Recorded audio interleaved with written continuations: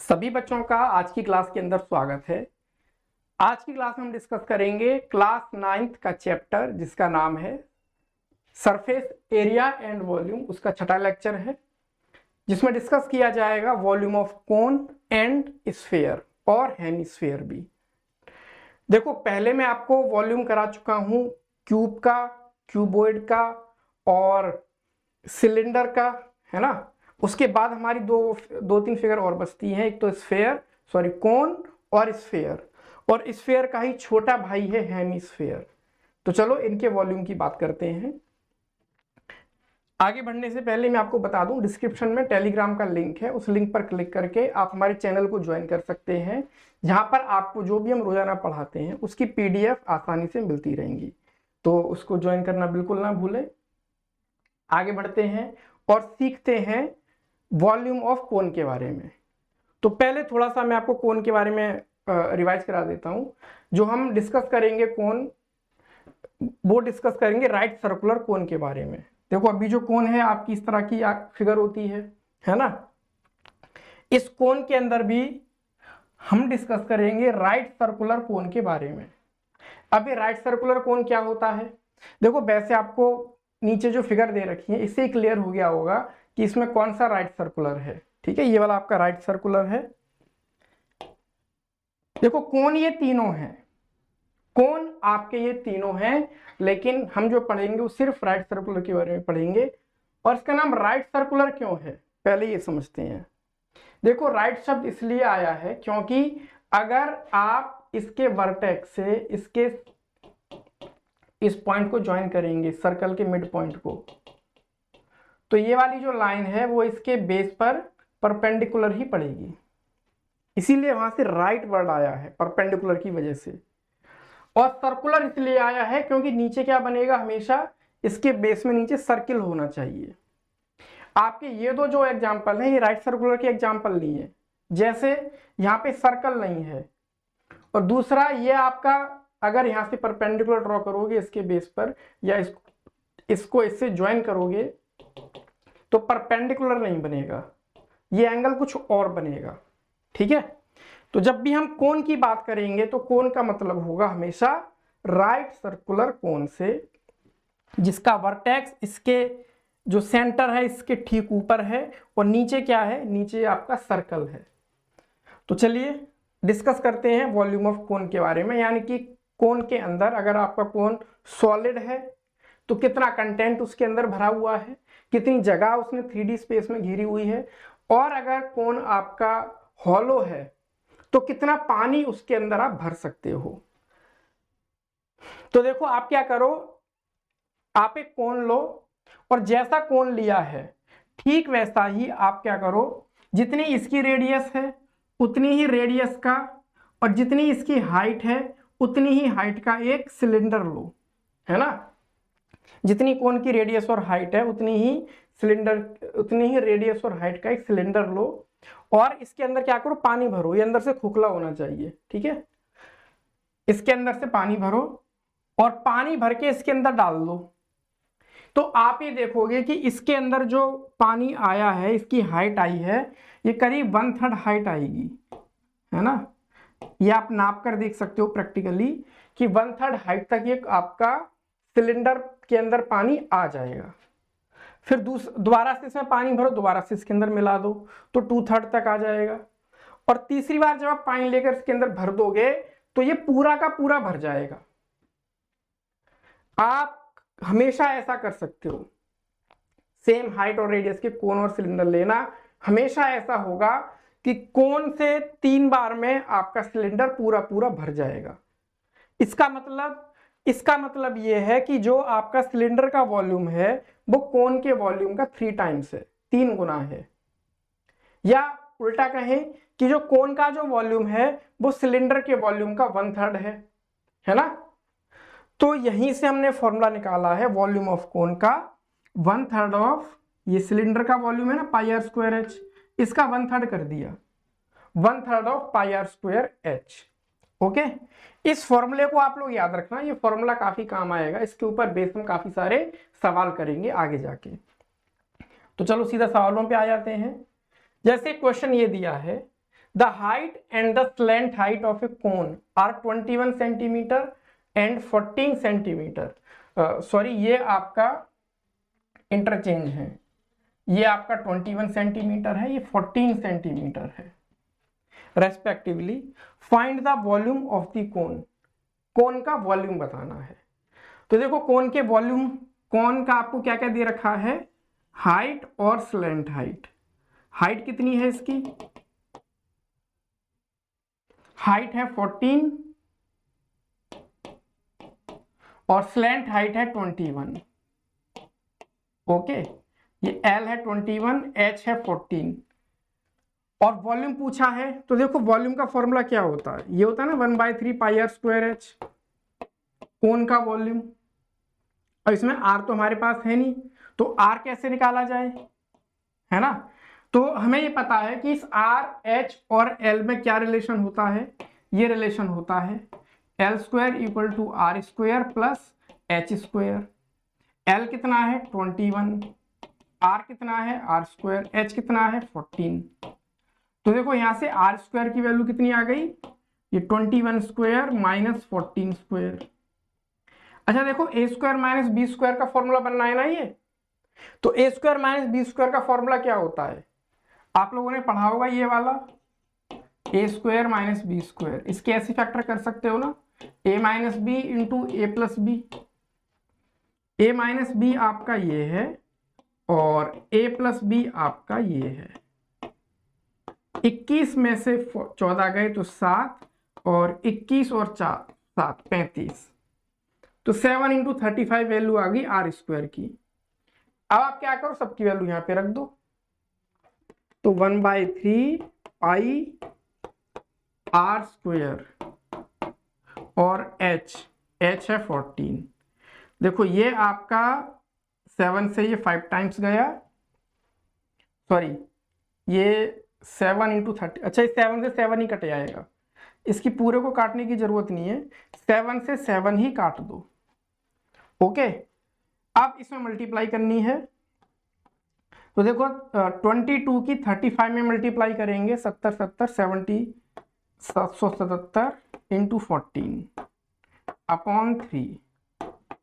अब इसकी 14 से और मल्टीप्लाई कर लो, किसकी 770 की, तो या उल्टा करें 14 की 77 से मल्टीप्लाई कर लेते हैं, तो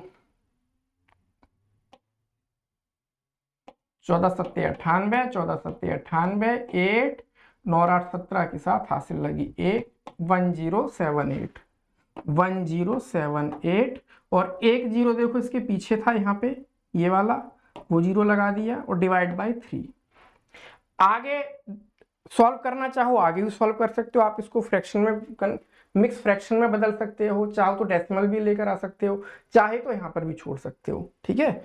तो इसका इतना आ गया, क्या है सेंटीमीटर क्यूब, इतना वॉल्यूम आ गया। इजी क्वेश्चन, ज्यादा टफ नहीं है इसके अंदर, है ना। चलो अगला देखते हैं। अगला क्वेश्चन क्या है, Monica has a piece of canvas which area is 551 metre square, she uses it to have a conical tent made.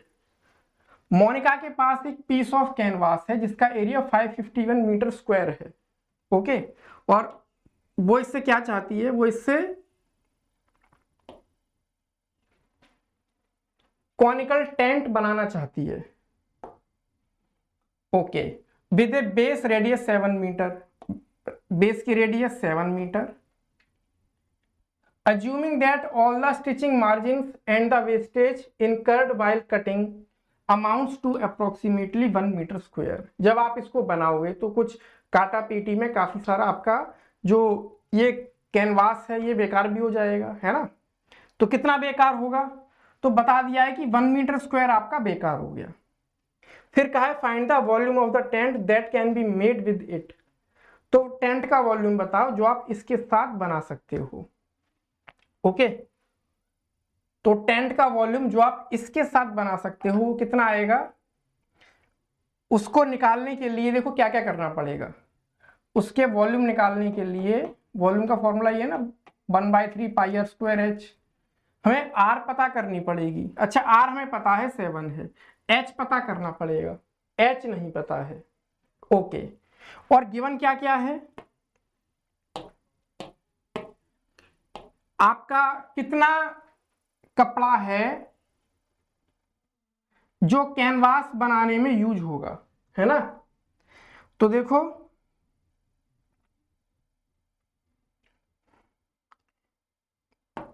Piece of canvas, canvas used in making cone, making cone, ये आपका है 551 में से 1 घटा दो। 1 क्यों घटाया है, क्योंकि 1 आपका वेस्ट हो गया है, तो सिर्फ 550 मीटर स्क्वायर से ही आपका ये कोन बनेगा। और ये सारा कपड़ा कहाँ जाएगा, ये सारा कपड़ा आपका जाएगा curve surface area of cone में, है ना। उससे आपका ये कर्व सरफेस बनेगी CSA ऑफ कोन, और ये कितना है 550 मीटर स्क्वायर।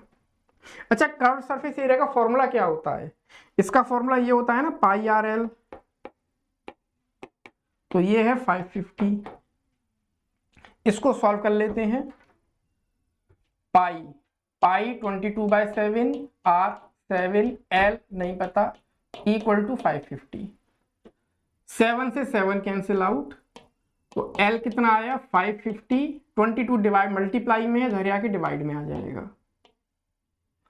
11 से काटो ये 2 टाइम्स, 11 से काटो ये 50 टाइम्स, 2 से काटा 25 टाइम्स, तो L आपका आ गया 25, यानी कि इस लेंथ हाइट कितनी है 25 मीटर।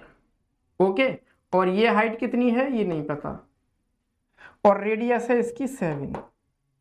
तो देखो रेडियस, हाइट और स्लेंट हाइट, इनमें एक रिलेशन होता है L² equal to R² plus H²। इसको यूज कर लेंगे तो H आ जाएगा हमारे पास। तो L है 25, R है 7 और H निकालना है, ये आ गया 625 इक्वल टू 49 प्लस H²।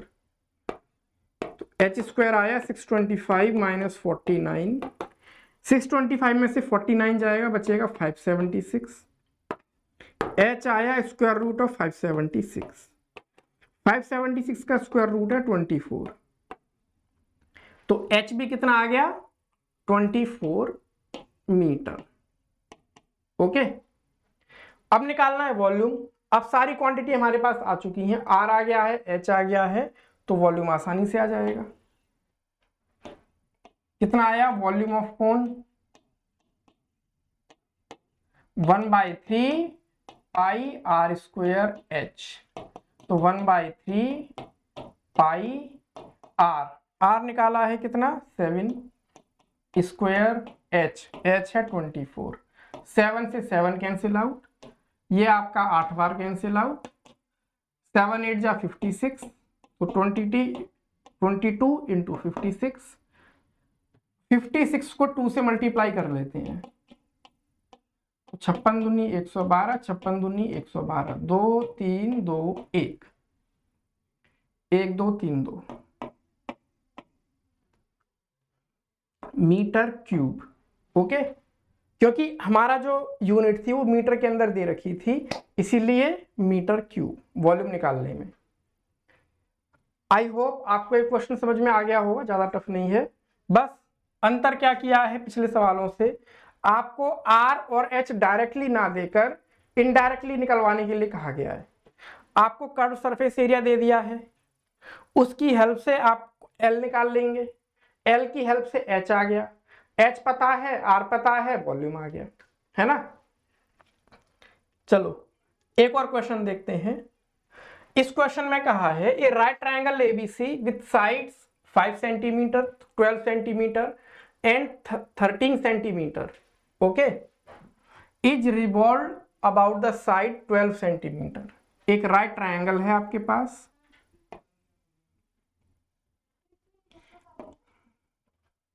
इसकी साइड है 5, 12 और 13, इसको 12 के अबाउट रिवॉल्व किया गया है, तो रिवॉल्व किया गया है तो ऐसी आपके पास शेप आ जाएगी, है ना। अब ऐसी शेप आपकी क्या बनी है, कोन बना है। पूछा है कि वॉल्यूम बताओ इसका, तो देखो ये इसकी रेडियस बन गई, ये इसकी स्लैंट हाइट बन गई, और ये इसकी क्या बन गई, हाइट बन गई, है ना। जब आप इस कोन को ये वाली साइड फिक्स रख के घुमा दोगे यहां से, तो जो सॉलिड बन के आएगा वो कोन बन के आएगा ना, ये वाला। तो बस इसका वॉल्यूम पूछा है, तो इसका वॉल्यूम क्या है, 1/3 पाई आर स्क्वायर एच, यानी 1/3 पाई, पाई को पाई ही रहने दो, आर, आर है 5 का स्क्वायर, एच, एच है आपका 12। ये 3 से 4 बार में कैंसिल आउट, तो पाई इंटू 25 और ये 4, तो 25 और 4 हो गया 100 पाई सेंटीमीटर क्यूब। तो हमारे पास कोन का वॉल्यूम आ गया 100 पाई सेंटीमीटर क्यूब।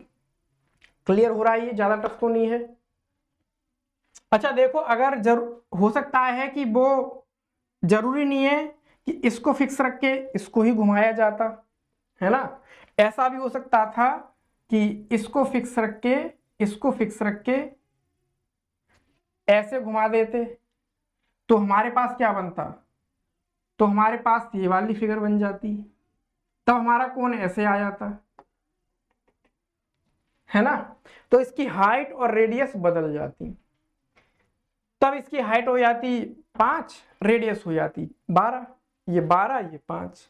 ओके, तो इस तरीके से क्वेश्चन करना है, बस आपको समझना है कि जब इसको घुमा देंगे जो नई फिगर बन के आएगी वो क्या बन के आएगी, उसका वॉल्यूम कितना होगा।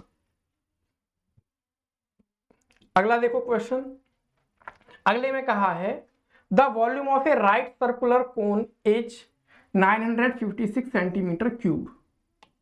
एक कोन का वॉल्यूम दे रखा है 9856 centimetre cube if the diameter of the base is 28 centimetre. Okay, diameter of base 28 है, यानी रेडियस कितनी है इसकी 14 सेंटीमीटर। अब पूछा क्या है, find height of the cone, cone की हाइट क्या है। तो देखो लगा दो फॉर्मूला, कोन का volume 1/3 pi r square h, जो दे रखा है 9856, तो वो आया 1/3 पाई 22/7, आर, आर है 14, 14 इंटू 14, एच नहीं पता 9856।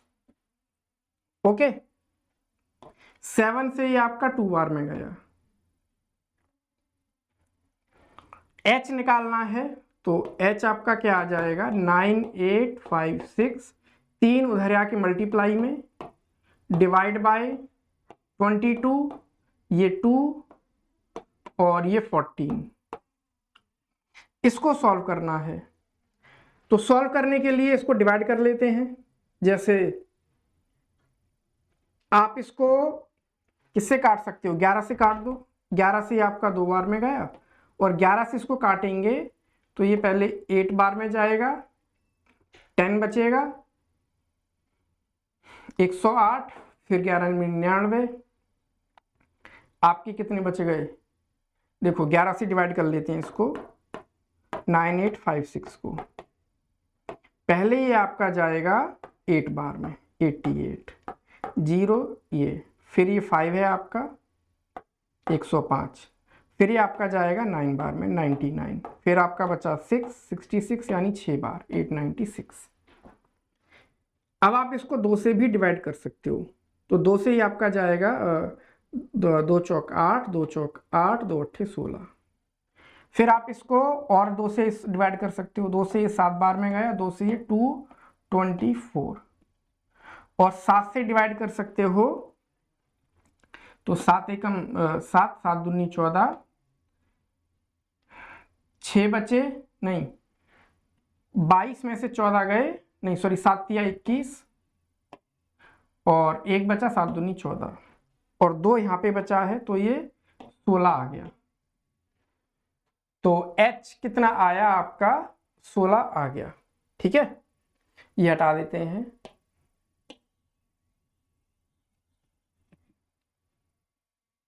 अच्छा, यहाँ पे 3 की मल्टीप्लाई भी है, माफ करना, तो 3 और 16 की मल्टीप्लाई जब आप करेंगे तो ये 48 आ जाएगा, 48 सेंटीमीटर। तो हाइट आपकी आ गई। दूसरे में क्या पूछा है, ये आपका फर्स्ट पार्ट हो गया। Slant height of the cone, cone की स्लैंट हाइट क्या है? तो स्लैंट हाइट अगर निकालनी है तो ऐसे निकाल लो, ये आपकी L है, ये रेडियस कितनी है, रेडियस है आपकी 14, इसका हाफ, और H अभी भी निकाला है वो 48 आया है।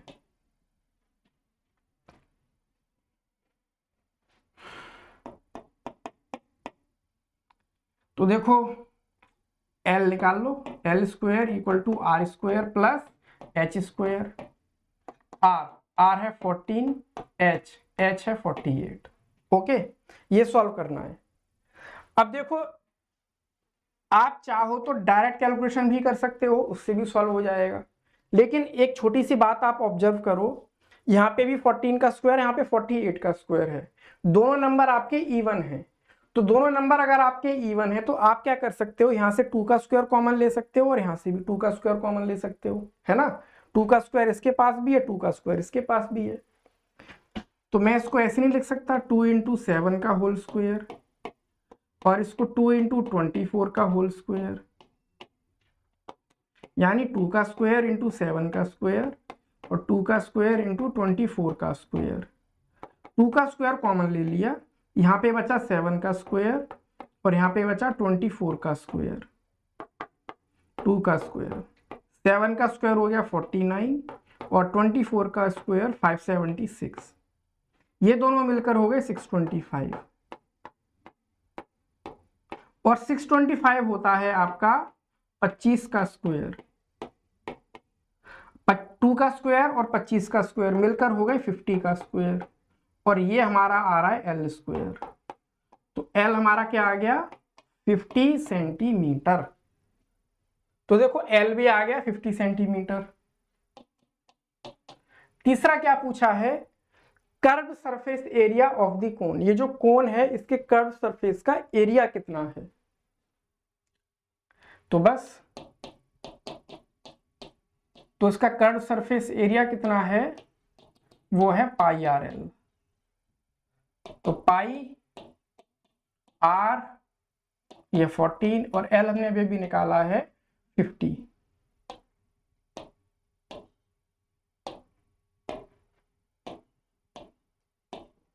ये आपका 2 टाइम्स 50 और 2 को मल्टीप्लाई किया तो 100 आया और 100 को 22 से मल्टीप्लाई किया 2200 centimetre square.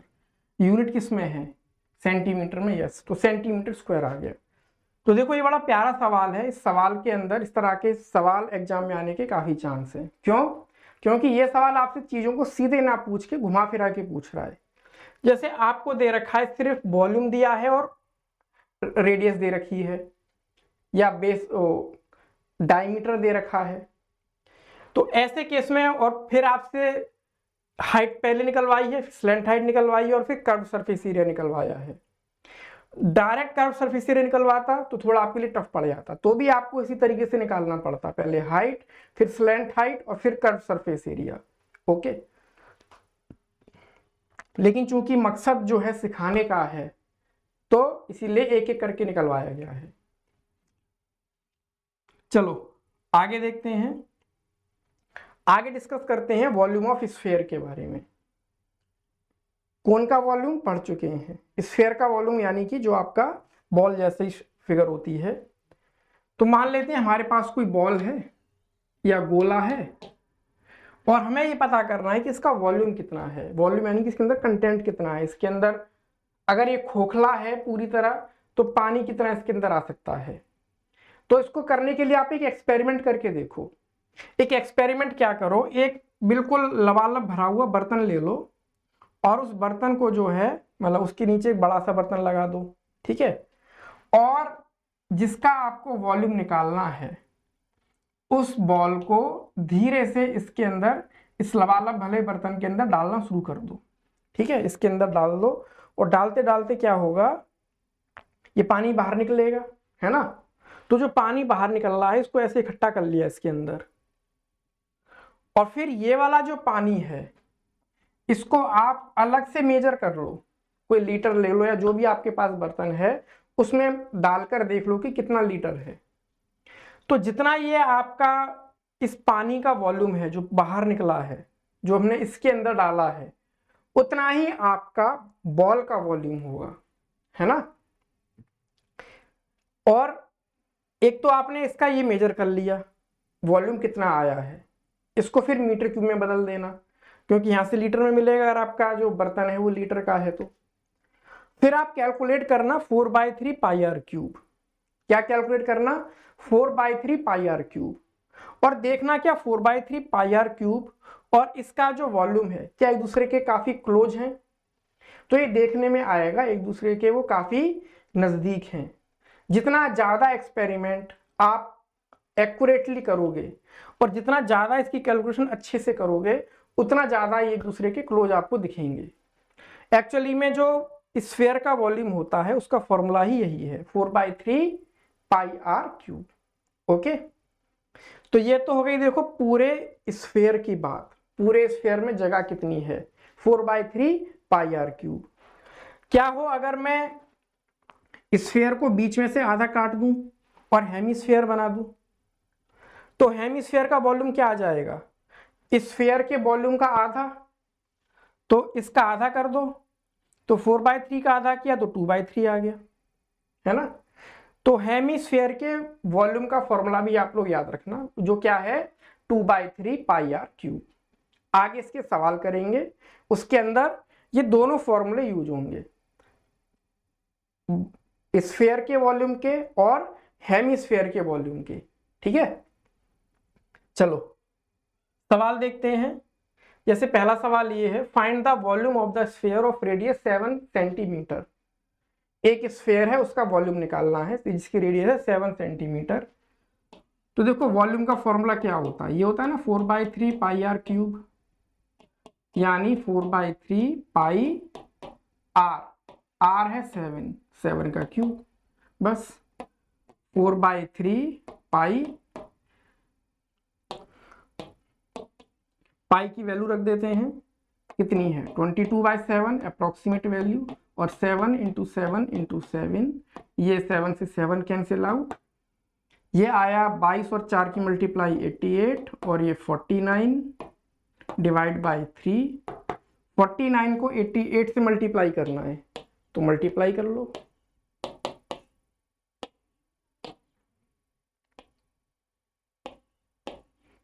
Three 2 1 4312 divide by 3 centimetre cube, इतना आ गया, है ना। 4312 डिवाइड बाय 3 सेंटीमीटर क्यूब, ये है स्फीयर का वॉल्यूम। चलो अगला देखते हैं। अगले में कहा है radius of a hemispherical bowl is 3.5 centimetre. एक हेमिस्फेरिकल बाउल है और उसकी रेडियस कितनी है 3.5 centimetre. Find out the volume of the water it can hold. कितना इसके अंदर पानी आ सकता है, तो जितना इसका वॉल्यूम है उतना पानी इसके अंदर आ सकता है ना। तो वॉल्यूम ऑफ वाटर वो कितना आ जाएगा, इसका वॉल्यूम 2/3 पाई आर क्यूब, यानी 2/3 पाई आर 3.5 × 3.5। तो थोड़ी सी ये मल्टीप्लाई का काम है, ये कैलकुलेशन है, ये आप लोग आराम से कर सकते हो आसानी से, है ना। और थोड़ा सिंप्लीफाई करना है तो चाहो तो पॉइंट हटा के नीचे 10 10 10 ले लो।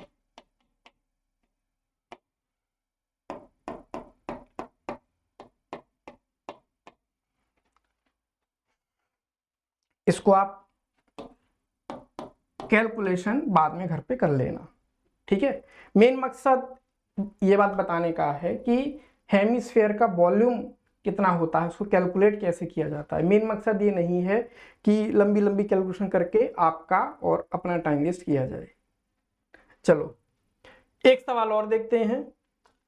अगला है diameter of a metal ball is 4.2 centimetre. एक मेटल की बॉल है, उसका डायमीटर क्या है 4.2 सेंटीमीटर। अच्छा, डायमीटर अगर 4.2 है तो रेडियस कितनी आ गई, रेडियस 2.1 आ गई, है ना। If the density of this metal is 10 ग्राम पर सेंटीमीटर क्यूब, तो जो भी ये आपका मेटल है इसकी डेंसिटी है 10 ग्राम पर सेंटीमीटर क्यूब। यानी कि अगर 1 सेंटीमीटर क्यूब अगर आप लोगे इस बॉल के मेटल का, तो उसका वजन कितना है, उसका वजन है 10 ग्राम, है ना। अगर आपने 1 सेंटीमीटर क्यूब ये मेटल ले लिया तो उसका वजन निकल कर आएगा 10 ग्राम। तो इस पूरी बॉल का वजन कितना है ये आपसे पूछा गया है। तो करेंगे क्या, इसको सॉल्व करने के लिए इस पूरी बॉल का वॉल्यूम निकालेंगे और उसकी मल्टीप्लाई कर देंगे किससे, 10 से, है ना। तो बस पहले वॉल्यूम निकालते हैं। तो वॉल्यूम ऑफ बॉल ये आ जाएगा 4/3 पाई आर क्यूब, यानी 4/3 पाई आर। आर है आपका 2.1, 2.1 पॉइंट हटाया 10, पॉइंट हटाया 10, पॉइंट हटाया 10, 7 से ये 3 टाइम्स, 3 से ये पूरा 3 कैंसिल। ओके, 4 को 22 से मल्टीप्लाई किया 88, 21 को 21 से मल्टीप्लाई किया 441, और 10 को आपस में मल्टीप्लाई किया 1000। अब 441 की मल्टीप्लाई करनी है 88 से, तो कर लेते हैं जल्दी से।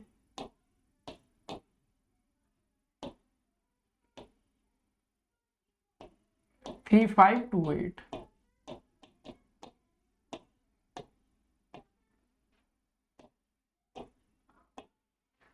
तो ये कितना आया आपका 38808 डिवाइड बाय 1000। अब देखो 1000 से इसको डिवाइड करेंगे तो आपका 38.808 ये सेंटीमीटर क्यूब इतना आ गया।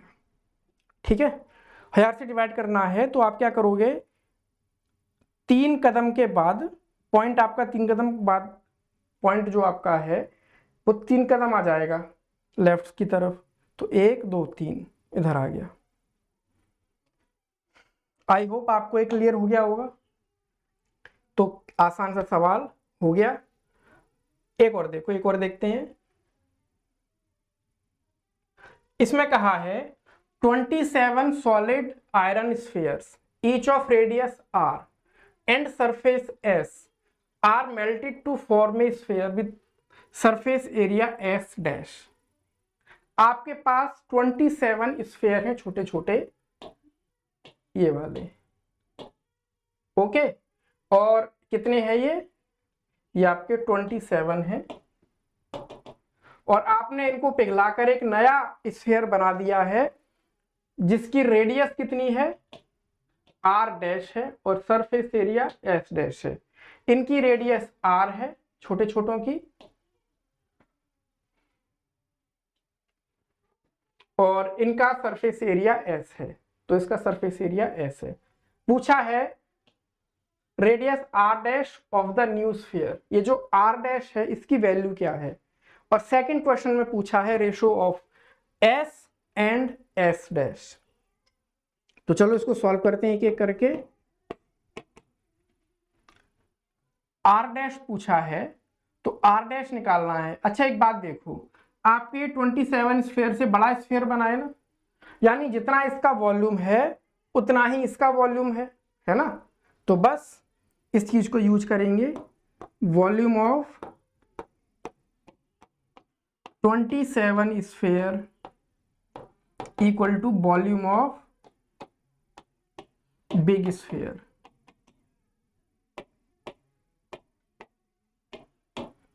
Volume of 27 small sphere. Okay, इन 27 छोटे छोटे स्फीयर का वॉल्यूम क्या है, वो ये हो जाएगा 27 इंटू स्फीयर का वॉल्यूम 4/3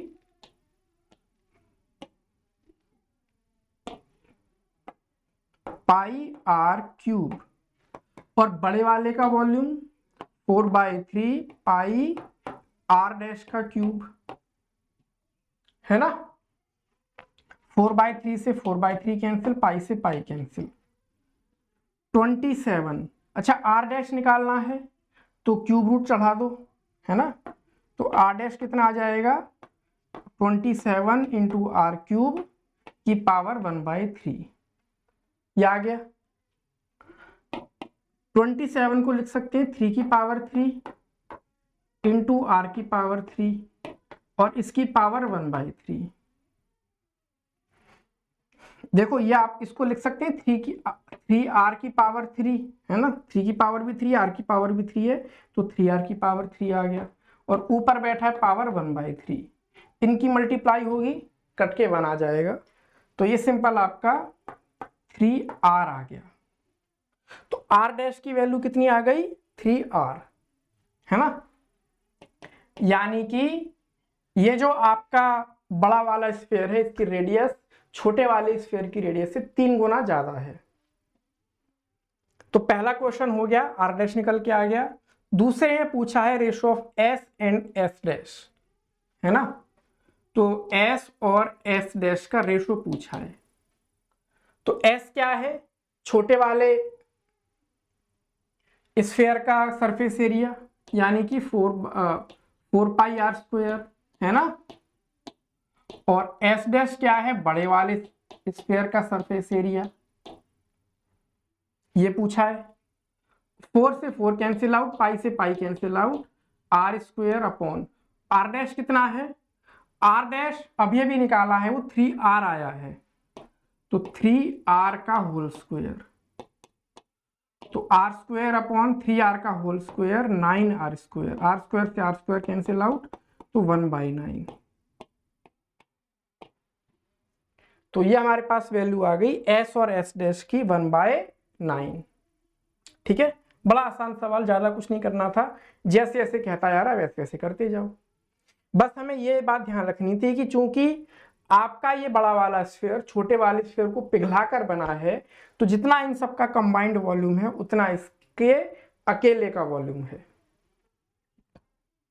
चलो अगला देखो, अगले में कहा है find out the volume of the sphere whose surface area is 154 centimetre square. एक स्फीयर है, उसका सरफेस एरिया दे रखा है कितना, 154 सेंटीमीटर स्क्वायर, और पूछा क्या है आपसे, इसका वॉल्यूम पूछा है। तो देखो वॉल्यूम अगर निकालना है तो इसकी रेडियस निकालनी पड़ेगी, और रेडियस निकालने के लिए यहाँ पे मदद करने के लिए कौन बैठा है, सरफेस एरिया। तो सरफेस एरिया कितना होता है, 4πr², जो कि दे रखा है 154। सॉल्व कर लेते हैं इसको, तो r² आ गया आपका 154 डिवाइड बाय 4 और अपॉन में पाई, यानी कि 22/7।